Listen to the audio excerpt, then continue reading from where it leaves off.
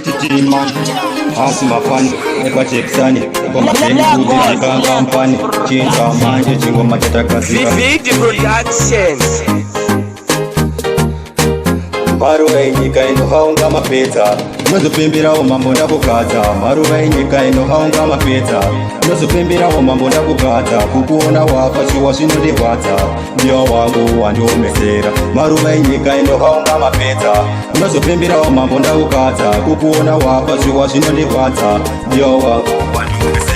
Handingambochema iwe uripo, vane godo varisiva zvedu sipo. Usikapa kuchema iwe usipo, zviomese chikurururo. Bebi ngatiwirirane, murudo mune ukondo tisapokane. Bebi ngatidzisisane.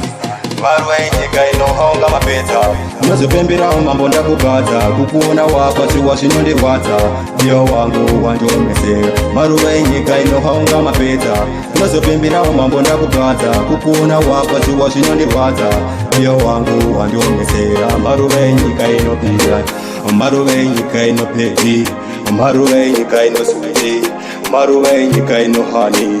Maruwa enyika inohaunga mapedza unozopemberawo mambo ndakugata. Kukuona wafa chiwa zvinondihwadza, ndiwo wangu wandiomesera.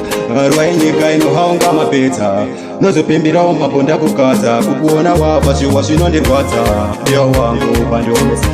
Handingambochema iwe uripo, vane godo vatisiva zvedu sipo. Sikapa kuchema iwe usipo, zviomese chikurururo. Bebi ngatiwirirane, murudo mune hondo tisapokane. Bebi ngatinzwisisane, bebi ngatiwirirane.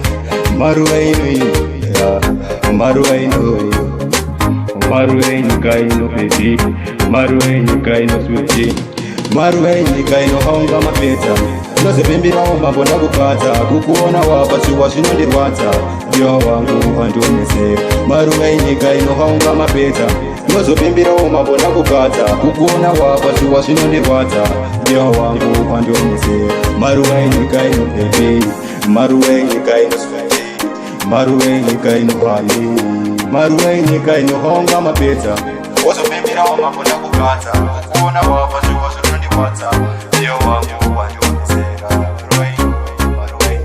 Maruwa enyika ino bebi, maruwa enyika ino switi, maruwa enyika inohaunga mapedza unozopemberawo mambo ndakugata. Kukuona wafa chiwa zvinondihwadza, ndiwo wangu wandiomesera. Maruwa enyika inohaunga mapedza unozopemberawo mambo ndakugata. Kukuona wafa chiwa zvinondihwadza, ndiwo wangu wandiomesera.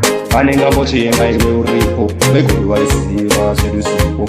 Sikapa kuchema iwe usipo, zviomese chikurururo. Bebi nehondo tisapesana. Maruwa enyika